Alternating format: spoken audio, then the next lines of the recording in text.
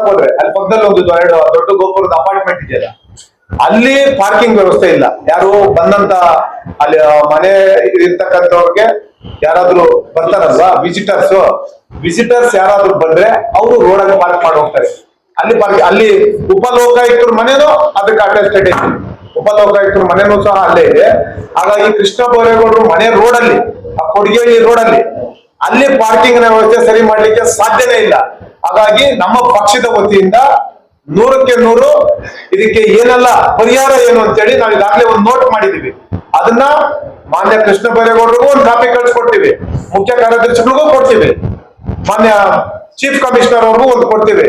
ಅದನ್ನ ನೋಡ್ಕೊಂಡು ಇವರು ಮಾಡ್ಲಿ. ಯಾಕೆಂತಂದ್ರೆ ಇವ್ರು ಮಾಡಿರ್ತಕ್ಕಂಥದ್ದು ನಿಜಕ್ಕೂ ಸಹ ಸಾರ್ವಜನಿಕ ವಲಯದಲ್ಲಿ ನನಗಿಂತ ಚೆನ್ನಾಗಿ ನಿಮ್ಗೆಲ್ಲ ಚೆನ್ನಾಗಿ ಗೊತ್ತಿದೆ. ಬಹಳ ಜನ ಸಾರ್ವಜನಿಕರು ಬಹಳ ಆಕ್ರೋಶ ಭರಿತರಾಗಿದ್ದಾರೆ. ಇದನ್ನ ಇಂಪ್ಲಿಮೆಂಟೇಶನ್ ಮಾಡ್ತಾ ಇಲ್ಲ.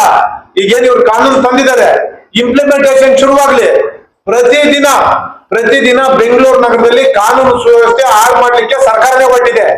ಯಾರು ಯುವಕರಿದ್ದಾರೆ, ಯಾರು ಮನೆ ಕಟ್ಕೊಂಡಿದ್ದಾರೆ, ಅವ್ರು ಯಾರು ಸಹ ಈ ಒಂದು ಸರ್ಕಾರ ಜಾರಿಗೆ ತಂದಿರ್ತಕ್ಕಂಥ ಈ ಒಂದು ಪಾರ್ಕಿಂಗ್ ವ್ಯವಸ್ಥೆ ಬಗ್ಗೆ ಎಲ್ಲರಿಗೂ ಅಸಮಾಧಾನ ಇದೆ. ನೀವು ಪಾರ್ಕಿಂಗ್ ವ್ಯವಸ್ಥೆ ಬಗ್ಗೆ ನೀವು ಯಾವ್ದಾದ್ರು ಕಾನೂನು ತಗೊಂಬರೋದಾದ್ರೆ ಪರ್ಯಾಯ ವ್ಯವಸ್ಥೆ ಕಲ್ಸ್ಬೇಕಲ್ವಾ? ನೀವು ಸರ್ಕಾರ ನೀವೇ ಸರಿಯಾದ ರೀತಿಯಲ್ಲಿ ಸರ್ಕಾರಿ ಕಚೇರಿಗಳಲ್ಲಿ ನಿಮ್ಗೆ ವಾಹನ ನಿಲುಗಡೆ ಇಲ್ಲ, ನೀವು ಸಾರ್ವಜನಿಕರ ಮೇಲೆ ನೀವು ಈ ರೀತಿ ದಬ್ಬಾಳಿಕೆ ಮಾಡ್ತೀವಿ ಅಂತಂದ್ರೆ ಅದು ಸಾಧ್ಯನೇ ಇಲ್ಲ.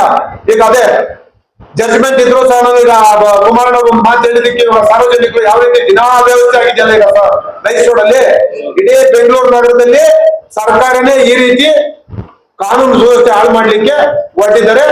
ಹಾಗಾಗಿ ದಯಮಾಡಿ ಸರ್ಕಾರ ಇದ್ರ ಬಗ್ಗೆ ಸರಿಯಾದ ತೀರ್ಮಾನವನ್ನು ಮಾಡಬೇಕು ಅಂತ ಹೇಳಿ ನಾನು ತಮ್ಮ ಮುಖಾಂತರ, ಮಾಧ್ಯಮದ ಮುಖಾಂತರ ನಾನು ಸರ್ಕಾರಕ್ಕೆ ನಾನು ಕೇಳಲಿಕ್ಕೆ ಬಯಸ್ತಾ ಇದ್ದೇನೆ.